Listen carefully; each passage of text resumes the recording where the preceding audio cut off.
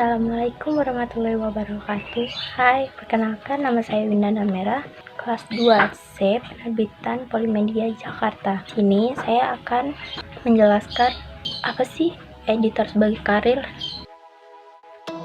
Oke, jadi yang pertama itu ada syarat menjadi editor.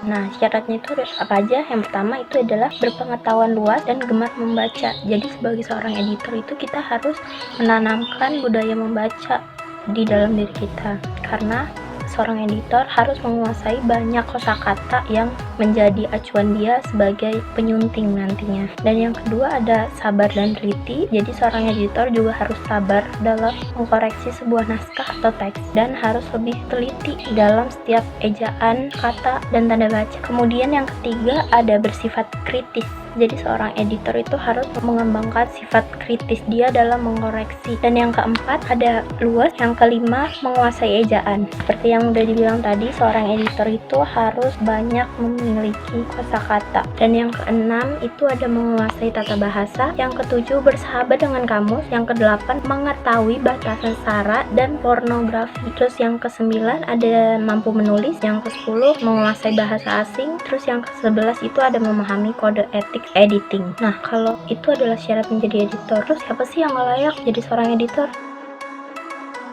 Yang pertama itu ada orang yang gak suka membaca. Yang kedua juga ada orang yang tidak bisa menulis. Dan yang ketiga adalah orang yang enggan bergaul. Yang keempat, orang yang tidak suka detail.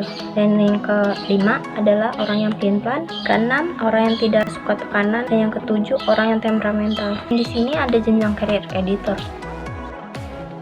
Jenjang karir editor itu ada 5, yaitu copy editor, editor, dan senior editor, serta managing dan chief editor. Yang pertama, copy editor. Copy editor D3, jenjang D3, yaitu dia menyalin atau mengedit copy editing, yaitu meninjau dan memperbaiki materi tulisan untuk diperbaiki. Copy editor ini merupakan jenjang karir terendah dari profesi editor itu. Terus yang kedua ada tanggung jawab. Jadi dia harus memeriksa, mengoreksi naskah yang mentah sehingga proof siap untuk dicetak. Tugasnya copy editor ini yaitu mengoreksi kekeliruan pengetikan, bahasa, tipografi, visualisasi, dan fakta. Kemudian yang kedua ini ada editor, yaitu jenjang S1. Dia tuh berwenang mengubah naskah atau menilai kelayakan sebuah naskah. Jadi sebenarnya naskah ini tuh udah sesuai dengan PWB atau penggunaan bahasanya sudah benar atau belum. Jadi tugasnya editor ini mengubah naskah tersebut menjadi lebih baik, menilai, dan memperbaiki.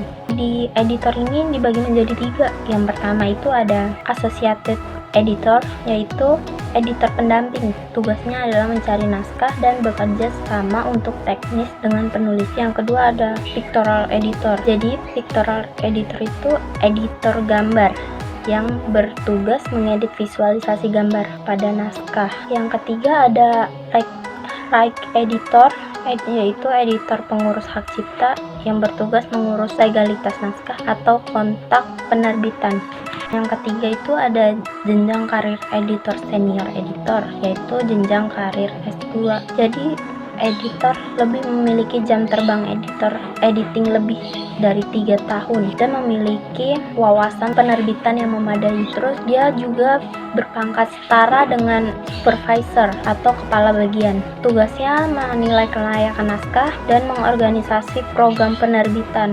Di dalam senior editor dibagi menjadi 2, yaitu acquisition editor, yaitu merancang strategi penggandaan naskah. Dan yang kedua ada development editor, yaitu merancang strategi pengembangan naskah dari sisi copy editing dan desain. Jenjang karir editor yang keempat adalah managing editor, yaitu jenjang S3. Yang pertama, editor memiliki jam terbang lebih dari 5 tahun dalam bidang editing. Kemudian dia berpangkat setara dengan asisten manajer atau manajer.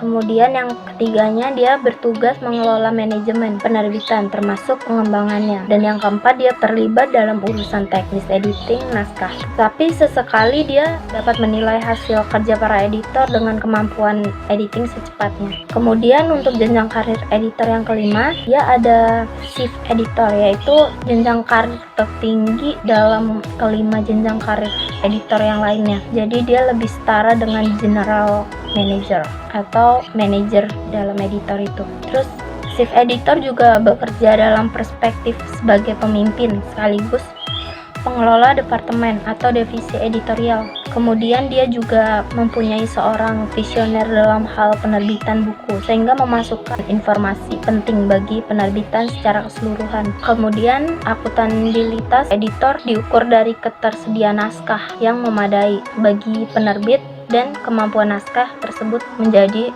buku bestseller, dipasarkan, dan ketepatan dengan deadline. Sekian dari saya. Kurang lebihnya mohon maaf. Assalamualaikum warahmatullahi wabarakatuh.